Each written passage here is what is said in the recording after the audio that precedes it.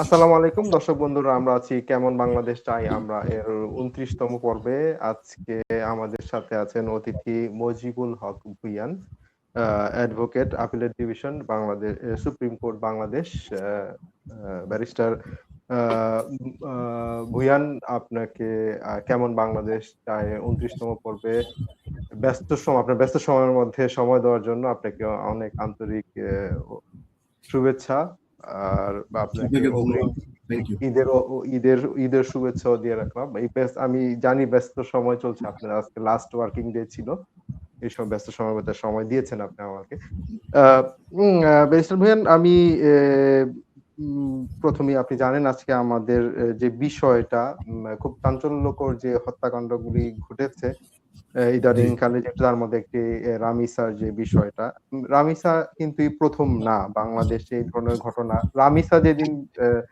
রামিসার যে হত্যাকাণ্ড ঘটেছে তার পরের দিনই কিন্তু চিটাগাং এ আরেকটা হত্যাকাণ্ড ঘটেছে, ৩ বছরের বাচ্চার যেটা। এটা কিন্তু থেমে নেই। জিনিসটা বাংলাদেশে দীর্ঘদিন যাবতই হচ্ছে। কিন্তু মেইন যে সমস্যা হচ্ছে ধর্ষণ ও হত্যা। আর যে বিচার প্রক্রিয়াটা সবসময় এই পর্যন্ত কারোই ওভাবে বিচার হয়নি যদি আমরা বলি। বিচার হয়নি বলতে কি, হয়তো রায় হয়েছে নিম্ন আদালতে, উচ্চ আদালতে গিয়ে এটা ঝুলে আছে। এম ব্যা একটা দীর্ঘসূত্রতার মাধ্যমে। অনেকে আছে হয়তো রাজনীতিক বা কারো হয়তো অর্থবিত্ত আছে, তারা এটা দিয়ে হয়তো এটা মানে বাংলাদেশের বিচারিক সিস্টেমকে একটু এ দীর্ঘায়িত করার চেষ্টা করেন। কিন্তু বা এছাড়াও দেখা যাচ্ছে যে অনেকগুলি যেগুলি নরমাল ইয়াতে তাদেরও বিচারটা হচ্ছে না। আপনি হয়তো যদি আমি আপনার জাস্ট একটু খেয়াল করার জন্য বলি, রসু খা যিনি ছিলেন বাংলাদেশের সিনিয়র কিলার, একমাত্র রসু খা নামটা, যিনি ১১ টা হত্যাকাণ্ডের সাথে জড়িত ছিলেন, তারও কিন্তু এখন পর্যন্ত তার মৃত্যুদণ্ড সব জায়গাতেই বহাল আছে। এখন পর্যন্ত তার মৃত্যুদণ্ড কার্যকর হয় নাই। আপনি যদি একটু আপনার কাছ থেকে আজকে একটু জানতে চাবো আসলে বাংলাদেশের বিচারিক প্রক্রিয়াটা কি? এই মানে প্রক্রিয়াটা কিভাবে, আসলে বিচারিক প্রক্রিয়াটা শুরু করে বাংলাদেশ সরকার বা বাংলাদেশ আইন বিভাগ, যাই বলি এই বাংলাদেশের। আসলে ধন্যবাদ। আসলে সব বিচার আলোর মুখ দেখছে না, এটা সঠিক নয়। বাট জি, সংখ্যাটা খুবই অপ্রতুল।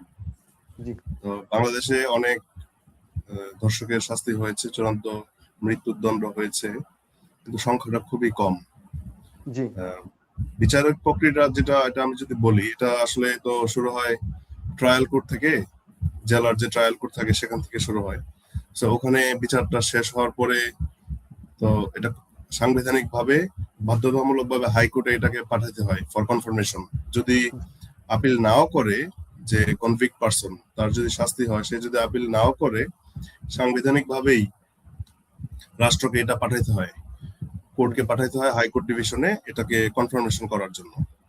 তো সেখান থেকে এটা আসলে একটা দীর্ঘসূত্রিতা সৃষ্টি হয়। এটার কারণ হলো, প্রধান যে কারণটা আমি মনে করি সেটা হলো, আহ, আমাদের দেশে আসলে অনেক মামলা, সেই তুলনায় কোর্ট এবং আদালত এবং বিচারকের সংখ্যা খুবই অপ্রতুল। আমাদের জি, দেশে এখন প্রায় বলা হয় 40 লক্ষ মামলা পেন্ডিং। সেখানে বিচারকের সংখ্যা খুব সম্ভবত জাস্ট 2000-এর মতো হবে, হাইকোর্ট, সুপ্রিম কোর্ট এবং জেলা জজ, ম্যাজিস্ট্রেট সবকিছু মিলিয়ে। সবকিছু। তো সেই ক্ষেত্রে আসলে এক একটা মামলা যখন হাইকোর্টে আপিল হিসাবে আসে, সেটা নিষ্পত্তি হতে আপনার 8 থেকে 10 বছর সময় লাগে শুধু হাইকোর্ট বিভাগে। তারপর আবার সুপ্রিম কোর্টে যায়, কারণ একটা আপিল করার অধিকার থাকে জি, কনভিক্টের। ওখানে আবার অন্তত 6-7 বছর, 8 বছর লাগে। তো সেই ক্ষেত্রে 10-15 বছর আগে একটা রায়ের কার্যকর করাটা আসলে ব্যবহারিক ভাবে অনেকটা অসম্ভব জি, বাংলাদেশের প্রেক্ষাপটে জেনারেলি। বাট জি, রাষ্ট্র এবং কোর্ট যদি চান, জি, হয়তোবা বিশেষ বিবেচনায় কোনো মামলাকে খুব দ্রুত নিষ্পত্তিতে নিয়ে আসতে পারেন। জি। আমরা হইতে দেখেছিও এই ধরনের হ্যাঁ, বিষয় এই ইয়ার যে ভিতরে। রিসেন্টলি যে ঘটনাটা আলোচিত হয়েছে দেশে, যে জি, নৃশংস হত্যাকাণ্ডটা, রামিসা জি, নামের যে মেয়েটাকে হত্যা করা হয়েছে মিরপুরে। জি, আজকেই নিউজে দেখলাম যে এটার আপনার চার্জশিট দেওয়া হয়ে গেছে, ডিএনএ জি, রিপোর্ট, মেডিকেল রিপোর্ট সব। হয়ে গেছে। 161, 164 স্বীকারোক্তিমূলক জবানবন্দি দিয়েছে আসামি, কমপ্লিট হয়ে গেছে। 40 পৃষ্ঠার না 42 পৃষ্ঠার চার্জশিট জমা দেওয়া হয়ে গেছে কোর্টে, পুলিশ রিপোর্ট যেটা বলি আমরা। জি, জি, তো জি, সেটা অলরেডি কোর্ট প্রাথমিকভাবে গ্রহণ করেছেন, বিজ্ঞ জি, ম্যাজিস্ট্রেট গ্রহণ করে এটাকে আজকেই ট্রান্সফার করে এটাকে কিন্তু ট্রাইব্যুনালে পাঠিয়ে দিয়েছেন, যে কোর্টে এই মামলার চূড়ান্ত বিচার হবে। জি, তো এটা ডেট দিয়েছে সম্ভবত জুন মাসের 1 তারিখ, চার্জ ফ্রেম করার জন্য, আমরা যেটাকে বলি গিলটি প্লি। জি, জি, মানে ওকে জিজ্ঞেস করা হবে আসামিকে যে তুমি দোষী না নির্দোষ। জি, তো সে যদি সে তো বলবেই আমি নির্দোষ। সে নির্দোষ বলার সাথে সাথে তার বিচারটা শুরু হয়ে যাবে কোর্টে। জি, জি, তো সরকার তো বলছেন, সরকার প্রধান বলেছেন যে 1 মাসের মধ্যে এই মামলাটার বিচার নিশ্চিত করবেন। জি, কিন্তু প্রশ্নটা যে থেকে যায় সেটা হলো, হয়তো 1 মাসের মধ্যে ট্রায়াল কোর্টের রায়টা আমরা দেখতে পাবো, যদি জি, প্রমাণ হয় সে দোষ করেছে। কিন্তু এটার বাস্তবায়ন হবে কবে, সেটা হলো প্রশ্নটা। কারণ এরপর জি, হাইকোর্ট ডিভিশন রয়েছেন, অ্যাপিলেট ডিভিশন রয়েছেন। জি। এটাই। কারণ মামলার রায় এরকম আমরা অনেকগুলিতেই দেখেছি। আপনি আসিয়া যদি বলেন কিছু মানে আর কিছুদিন আগে, তারপরে এরকম আসলে অনেক ঘটনা আছে। আপনি যদি বড়গুলি দেখেন, মুনিয়া আছে, এখনো ঝুলে আছে। তো তনু হত্যাকাণ্ডের যে ঘটনাটা কিছুদিন আগে রায় হয়েছে। তো এভাবে তো অনেকগুলি ঝুলে আছে। রায় হয়েছে নিম্ন আদালতে, রায়টা হলেও পরে দেখা যায় উচ্চ আদালত আদালত থেকে আসলে এটার যে মানে বিচারিক প্রক্রিয়াটা শেষ, অর্থাৎ শাস্তিটা না পাওয়া পর্যন্ত আর বিচারিক প্রক্রিয়াটা শেষ হচ্ছে না। তো সেইখানেই আসলে মানুষের আক্ষেপটা বেড়ে যায় আরকি। যে শাস্তি হবে কিনা। যদি যেমন আজকে একজনের নিউজে দেখলাম আপনার ওই যে কক্সবাজারের ওসি প্রদীপ, উনি একজন জি, সেনা সদস্যকে খুন করেছিলেন। জি, ওনার জি, হত্যা মামলাটা, ওনার যে রায় হয়েছিল জি, সেটা আজকে হাইকোর্টে এই রায়টা বহাল রেখেছে, নিম্ন জি, আদালতের রায়টা, জি, ফাঁসির আদেশটা। জি, দেখেন কত বছর লাগলো, এটা কিন্তু অনেক চাঞ্চল্যকর মামলা, জি, অনেক জি, গুরুত্বপূর্ণ। অবশ্যই। জি, জি। তারপরে অ্যা অনেক বছর লেগেছে, তারপর কিন্তু ওসি প্রদীপ এখন এজ অফ রাইট সে কিন্তু আপিল করতে পারবে হাইকোর্টের এই রায়ের এগেইনস্টে। সে আপিলটা কোথায় করবে? সুপ্রিম কোর্টে। সেখানে কিন্তু জি, আরো অনেক বছর সময় চলে যাবে এই রায়টা কার্যকর হতে হতে। জি। তো এটা অ্যা আসলে অনেকটা ইনএভিটেবল। এটা আসলে অনেক উন্নত দেশেও, আপনি যদি ইউরোপ বা আমেরিকা দেখেন, ওখানেও জি, কিন্তু 10-15 বছর লেগে যায় অনেক ক্ষেত্রেই মামলার চূড়ান্ত কার্যকারিতা ওখানে পৌঁছাতে পৌঁছাতে। ক্রিমিনাল মামলায়, ফৌজদারি মামলায় ওখানেও লেগে যায়। বুঝতে পেরেছি। অ্যা জনাব ভূঁইয়া, আপনি তো একজন অ্যাডভোকেট। আমি যেটা বর্তমানে রামিসার ঘটনার পরে যেটা আসছে যে আসামি পক্ষের আইনজীবী হয়ে যাতে কেউ না লড়েন আরকি। অন্যান্য আসামির বিপক্ষে বা আসামি পক্ষের হয়ে ভিকটিমের বিপক্ষে হয়ে যাতে তারা আইনজীবীরা মানে তার পক্ষ হয়ে না লড়েন আদালতে, সেটা কি সম্ভব? বা আপনি মনে করেন না যে এটা জাস্ট আবেগের কথা আমি বললাম? এটা কোন আসলে আসামি আমাদের বাংলাদেশের ঢাকা বার অ্যাসোসিয়েশন ফরমালি ওনারা নাকি, এটা আমি সংবাদে দেখেছি, ফরমালি ওনারা বলেছে কোনো আইনজীবী নিয়োগ করবে না। আচ্ছা, ঢাকা বার আইনজীবী যদি অ্যাসোসিয়েশন নিয়োগ না করেন সেক্ষেত্রে তাহলে আইনি আসামি প্রক্রিয়া আসামি পক্ষের আইনজীবী নিয়োগ দেওয়া হবে না। তো এরা অফিসিয়ালি সিদ্ধান্ত নিয়েছেন, কিন্তু এটা আমি বিনয়ের সাথে বলতে চাই, এটা আসলে এটা ইমোশনাল একটা স্টেটমেন্ট। জি, এটা জি, হয়তো ইমোশনাল জায়গা থেকে ঘটনার বিভৎসতার কারণে এটা আইনজীবীরা বলেছেন, কিন্তু আইনগতভাবে বিষয়টা একদমই ভিন্ন। জি, বাংলাদেশের সংবিধানে বা ক্রিমিনাল লতে একজন একজন আসামিকে অবশ্যই রিপ্রেজেন্টেটেড হইতেই হবে। জি। যদি কেউ নাও সেক্ষেত্রে কি থাকে, তার রাষ্ট্র বিচারিক রাষ্ট্র ব্যবস্থাটা কি বিচারিক রাষ্ট্র ব্যবস্থাটা কি আইনজীবী নিয়োগ করবে। রাষ্ট্র আইনজীবী নিয়োগ করবে। আচ্ছা, আচ্ছা, রাষ্ট্র মানে আইনজীবী নিয়োগ করবে। যদি কোনো প্রাইভেট ডিফেন্স লয়ার না আসে, রাষ্ট্র আইনজীবী নিয়োগ করবে। তা তো মানে একজন আইনজীবী তার পক্ষে নিয়োগ করেই এই মামলাটা শেষ করতে হবে। জি, জি। তাছাড়া তো এই এটা মামলাটা আসলে অনেকটা ইমোশনাল জায়গা থেকে হয়তো বা মানুষ বলছেন, কিন্তু আসলে আইনগত ব্যাপারটা ভিন্ন। ওখানে আইনজীবী নিয়োগ করতেই হবে। কোনো ব্যক্তি না গেলেও রাষ্ট্র কিন্তু নিয়োগ দিবেন ওখানে আইনজীবী হিসেবে। জি, জি, জি। এ আপনার কি মনে হয় আসলে এগুলিকে যদি এই বিচারগুলিকে ত্বরান্বিত করার কোনো মানে প্রক্রিয়া বা কোনো যদি হ্যাঁ, কোনো একটা উপায় যদি আমরা এখানে চেঞ্জ দেখেন, করতে এখানে পারি? যেটা করতে হবে, আমাদের দেশের জুডিশিয়ারির যে মেইন সমস্যাটা, সেটা হলো আমাদের জুডিশিয়ারির বাজেট। জি, সরকারকে আন্তরিক হতে হবে। অনেক অপ্রতুল জুডিশিয়ারির বাজেট অন্যান্য সেক্টরের তুলনায়। তো আমাদের দেশের জাজের সংখ্যা এখন 2000, এটাকে অন্তত 5-7 হাজারে নিয়ে যেতে হবে as soon as possible। Trial কোর্টে আরো অনেক কোর্ট দরকার, অনেক জাজ দরকার, হাইকোর্টে অনেক জাজ দরকার, সুপ্রিম জি, কোর্টে অনেক জাজ দরকার। জি, তো এখন হাইকোর্টে আপনার আজকে এক জায়গায় দেখছিলাম যে ডেথ রেফারেন্স মামলাগুলোর শুনানি হচ্ছে, সেগুলো 2018-19 সালে। মানে 7 আচ্ছা। বছর আগে যে মামলাটা জমা হয়েছে হাইকোর্টে জি। সেটা এখন শুনানির জন্য লিস্টে আসছে কার্যতালিকা। তো সেটা শুনানি হওয়ার পরে অর্ডার হবে, জাজমেন্ট লিখবেন, সেখানে একটু সময় যাবে, তারপর আবার অ্যাপিলেট কোর্টে, ওখানে আরো 5-7 বছর সময় নষ্ট হবে। তো এখানে সরকারকে আন্তরিক হতে হবে, অনেক অনেক সংখ্যক জাজ নিয়োগ করতে হবে, এছাড়া আপনি এটাকে ত্বরান্বিত করতে পারবেন না। কারণ 40 লক্ষ মামলা 2000 জাজের পক্ষে শেষ করা এটা আসলে ব্যবহারিকভাবে অসম্ভব অল্প সময়ে। এটা অনেক সময় লাগবে, দীর্ঘস্থায়ী এখান থেকে মূলত শুরু হয়েছে। সরকারকে এখানে গুরুত্ব দিতে হবে, বাজেট বৃদ্ধি করতে হবে। মূলত মানে বিচারিক যে কার্য প্রণালী চালানোর জন্য যে পরিমাণ আপনাদের লজিস্টিক সাপোর্ট গুলি দরকার সেই লজিস্টিকের সাপোর্টের অভাবে আসলে আসলে এই বিচারিক এটা একটা দীর্ঘসূত্রতার সরাসরি বাজেটের সঙ্গে সম্পর্কিত। বিষয়টা বাজেটের সাথে জুডিশিয়ারির জন্য বাজেটটাকে আসলে বৃদ্ধি করতে হবে, এটার কোনো বিকল্প নেই। আচ্ছা এটা হলো একটা। জি আরেকটা হলো যে এই যে ঘটনাগুলো ঘটছে রিসেন্টলি, এটা অনেক বেড়ে গেছে, আপনি হয়তো খেয়াল করেছেন। জি এটা হয়তো বা আমাদের সামাজিক মূল্যবোধের অবক্ষয়ের একটা বিষয়। এটা নিয়ে তা তো অবশ্যই বিচার ব্যবস্থার পাশাপাশিও ঘটনা তো ঘটে যাচ্ছে, এটাকে কিন্তু রুট কজটাতে চলে যেতে হবে, যে কেন জি ঘটতেছে। আপনি জি ওকে বিচার করছেন সেটা ভিন্ন বিষয়, কিন্তু এটাকে তো ঘটার আগে প্রিভেন্ট করতে হবে। জি সো এটা কেন ঘটছে এটা নিয়ে আসলে গবেষণার প্রয়োজন, জি রাষ্ট্রের পৃষ্ঠপোষকতা এটা নিয়ে গবেষণার প্রয়োজন, যদি শিক্ষা জি বা সামাজিক মূল্যবোধ বৃদ্ধি করার জন্য যা যা করার করতে হবে। তো জি ঘটনা ঘটার কারণ পরে না আইনি প্রক্রিয়া, তার আগে জি কেন এটা ঘটছে, কেন বৃদ্ধি পাচ্ছে, সামাজিক যোগাযোগ মাধ্যম হোক বা মাদক, এটা হলো মেইন বিষয়। দেখেন, জি যেসব আইনজীবীরা বলছেন ওনারা, আমি বিনয়ের সাথে বলতে চাই, ওনারা জি আহ, এই হত্যায় ডিফেন্স কাউন্সিলে যাবেন না। আমি স্বাগত জানাই ওনাদের এই বক্তব্যকে, ওনারা ইমোশনাল জায়গা থেকে বলছেন, ওটা ওনারা সঠিক।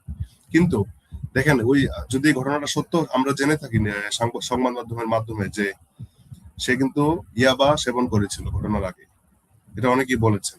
আমি জি এখনো দেখিনি মামলার ডকুমেন্টস, বাট এটা শুনেছি।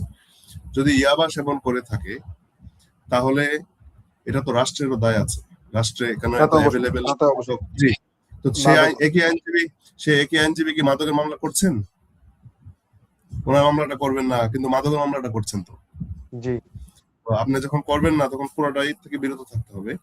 জি রাষ্ট্রের দায় আছে কিন্তু এখানে, যে এখানে তা এত তো সহজ অবশ্যই না। রাষ্ট্রের দায় তো অবশ্যই আছে যে সামাজিকভাবে এটাই। যে সামাজিক অবক্ষয় দিনে দিনে বেড়েই চলছে অবশ্যই রাষ্ট্রের এর ভিতরে দায় আছে।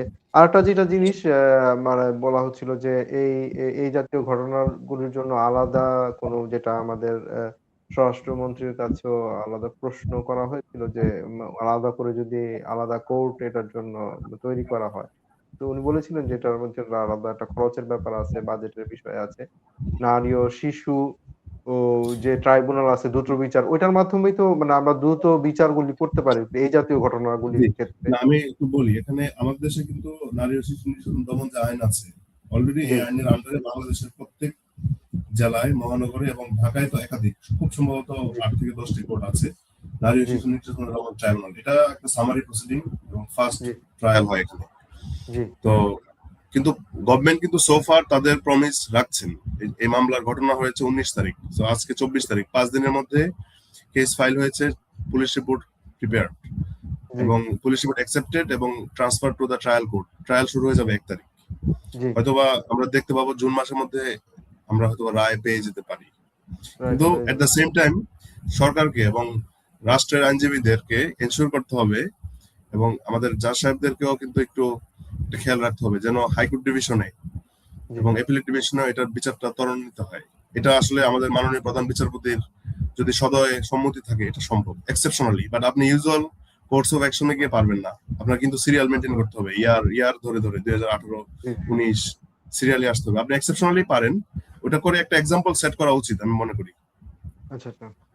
তো এটা করলে মানে যদি আমি যদিও শুনতে জিনিসটা খারাপ দেখা যায়, মানে শোনা যায়। কিন্তু আসলে যদি রামি স্যারটা এত আগে সরকার মানে বাংলাদেশ সরকার বা রাষ্ট্রযন্ত্র খুব উৎসাহ নিয়ে জিনিসটা করলেন, তাদের হয়তো তাদের আগ্রহের কারণে বা এক্সাম্পল সেট করানোর কারণে যাই করুন। কিন্তু রামি স্যার আগে আসিয়া আছে, রামি স্যার পরে আছে, রাইট। আরো আগে আছে আরকি। কিন্তু হ্যাঁ, তারাও অন্যান্য তো চাবে ভিক্টিমের যে প্রতি এটা discrimination. Right, you are right, ডিসক্রিমিনেশনটা হবে। Absolutely right. হ্যাঁ? তো আমরা আশা করব যে সরকার প্রধানের বক্তব্য, জনাব তারেক রহমানের বক্তব্য শুনেছি যে মানে এই জাতীয়গুলি সরকারের যেগুলো আন্তরিকতা দেখা যাচ্ছে, এই ব্যাপারে কোনো দেখা সন্দেহ যাচ্ছে, নেই। জি। এবং এই জাতীয় যেকোনো আ দুর্ঘটনা, হত্যা বা যেই ঘটনাই ঘটুক তার দ্রুত বিচার ওনারা নিশ্চিত করবেন যাতে ভবিষ্যতে এই জাতীয় জিনিসগুলি না ঘটে। তো আশা করব যে মানে আপনি যেটা বললেন যে মাদক বিষয়গুলির বিষয়ে হয়তো সরকার আরো এ বিষয়ে আরো সচেতন হবে। কারণ আমরা কঠোর এই হয়েছে। সরকার আ আ মানে এই সরকার আসার পরেও দেখেছিলাম যে মাদকের বিরুদ্ধে যে অভিযানগুলি ছিল আসলে এগুলি আসলে মানে অনেকটা আ মা আ মানে ছিচড়ে অভিযান আরকি, যেটা মানে নরমাল যারা হয়তো সেবন করেন তাদেরকে আসলে পিটিয়ে জেলে নিয়ে কি করবেন? যারা বিক্রি করে বা যারা বাংলাদেশে ঢুকায় তাদেরকে এই মাদকগুলি তো কোন না কোন ওয়েতে বাংলাদেশে আসে।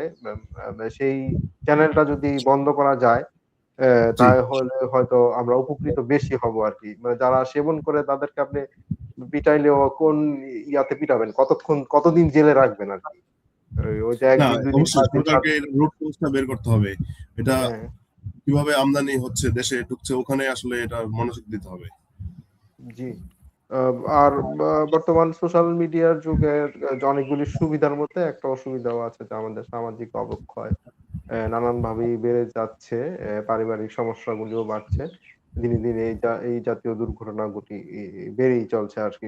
শুধুমাত্র যে ধর্ষণ, হত্যা এগুলি না। আ বাইরের মানুষও না, অনেক জায়গায় তো দেখা যাচ্ছে যে নিজের মা-বাবাই হয়তো মেয়েকে হত্যা করে প্রতিবেশীকে ফাঁসানোর জন্য চেষ্টা করেছেন। এমন অনেক ঘটনাও আছে। আসলে এ সবাই আমাদের নৈতিকতার আ যে দিক থেকে আমরা অনেক দূরে সরে যাচ্ছি। সেজন্যই আসলে এই আ এ এ দুর্ঘটনা আমার মনে বাড়ছে। হয় বিশ্বের অনেক দেশ আমরা দেখেছি যে সামাজিক যোগাযোগ মাধ্যম একটা নির্দিষ্ট বয়সের আ ক্ষেত্রে বাধ্যবাধকতা তৈরি করেছে। ১৬ জি, বছর, জি, ১৮ জি, বছরের নিচে ব্যবহার করা জি, যাবে না। জি। আমাদের মনে হয় আমাদের গভর্নমেন্টের সময় হয়েছে এখন এগুলো সেই নিয়ন্ত্রণ ধরনের করা আসার জন্য। নিয়ন্ত্রণ কারণ করা আমরা বাংলাদেশ একটা ছোট দেশ হলেও আমি কয়েক বছর আগের কথা বলছিলাম, যেটা Facebook ইউজার বা ঢাকা শহর হচ্ছে বিশ্বের সবচেয়ে বড় ইউজারের মধ্যে একটা ইউজার শহরের মধ্যে একটা মানে ১ম ছিল একসময়। এখন হয়তো অন্যান্য শহরগুলি চলে আসছে। কারণ আপনি জানেন যে চায়নাতে আসলে Facebook টা ইউজ হয় না ওইভাবে। আর বাংলাদেশে এটার বাংলাদেশে অনেকেই দেখবেন যে আমাদের দেশে অর্থ কষ্ট। ব্যবহার থেকে অপব্যবহারটা অনেক বেশি। জি, সামাজিক যোগাযোগ মাধ্যম। হ্যাঁ, বা অনেকেই আসলে আর্থিক কষ্টে থাকে কিন্তু এট লিস্ট মেগাবাইটটা বা গিগাবাইট ইউজ করে Facebook টা ইউজ করে। হ্যাঁ, কিন্তু তার আর্থিক সচ্ছলতা নাই। তো এই জায়গায় একটা আমরা এটা আসলে মানসিক আম আ স্বাস্থ্যটা আসলে আমাদের কোন দিকে চলে যাচ্ছে। আমরা আ ছোট্ট একটা দেশ, কিন্তু জনসংখ্যার দিক দিয়ে আমরা বিশ্বের ৮ম বৃহত্তম দেশ। আ ধন্যবাদ ব্যারিস্টার মুজিবুল হক ভূঁইয়ান। আপনার ব্যস্ত সময়ে সময় দেওয়ার জন্য। আজকের অনেক, পর্বটা অনেক একটু ধন্যবাদ। ছোটই। আমরা আসলে বেসিক্যালি এই জিনিসটাই আপনার কাছ থেকে জানতে চাচ্ছিলাম। আপনার ইনফরমেশন আশা করি মানুষও শুনবেন। আ আ আপনাকেও আমরা ধন্যবাদ। আশা আরেকটা বক্তব্য দিয়ে আমি শেষ করি। সেটা হলো অবশ্যই। আ আ আজকেই দেখলাম আরেকটা ধর্ষণ মামলায় আমি আমার ওই ডিস্ট্রিক্টটার কথা মনে নেই। জি, ২৯ কার্য দিবসে কিন্তু রায় হয়েছে। মাত্র জি, ২৯ কার্য দিবসে। জি, আমাদের সরকার এবং জুডিশিয়ারি যদি আন্তরিক হয়, কিছু, জি, কিছু মামলার ক্ষেত্রে, বিশেষ করে নারী ও শিশুর ক্ষেত্রে, সেক্ষেত্রে আমি মনে করি আ কিছুটা হলেও দীর্ঘসূত্রতার লাঘব হবে। জি। এবং সেটার আ উদাহরণ হয়তোবা আমরা এখন দেখব। ইনশাআল্লাহ আমরা আশা করি বর্তমান সরকার এই বিষয়ে অনেক সচেষ্ট হবেন। তারা এই বিষয়গুলিকে মানে দ্রুততার সাথে লাঘব করার চেষ্টা করবেন আরকি। আর আমরা আরেকটা জিনিস জিজ্ঞেস করব, আপনার বাচ্চাকে আপনি সাবধানে রাখবেন। তাকে আগে অবশ্যই, থেকেই তার অবশ্যই। এই বর্তমান সামাজিক অবস্থা অনুযায়ী তাকে কিছু ইনফরমেশন দিয়ে থাকবেন। সবকিছু আপনার কাছে শেয়ার করার কথা বলবেন। সে একটা জিনিস যদি শেয়ার করে সেটা আপনি এম আ এটা নিয়ে আপনি অবশ্যই চিন্তা করবেন। সে কি বলছে তারটা বোঝার চেষ্টা করবেন। অনেক সময় হয়তো আমরা অনেক কিছু আ মানে এমনি আ না বুঝে বা হয়তো খুব গুরুত্বপূর্ণ কথা বলছে সেটা আমরা হয়তো সে বুঝিয়ে বলতে পারে নাই। হয়তো আমরা ওটা ইগনোর করে যাই। ওটা যাতে আমি ইগনোর না করি, আমরা সিরিয়াসলি তার কথাটা শুনি, তাকে সময় দেই, তাকে বোঝার চেষ্টা করি। আম আশা করি আমরা একটা সুস্থ সমাজে ফিরে আসবো। এই কামনায় আজকের অনুষ্ঠানটা এখানেই শেষ করছি। ধন্যবাদ আবারও আপনাকে। আপনাকেও ধন্যবাদ। আসসালামু আলাইকুম। ঈদ মোবারক। ঈদ মোবারক।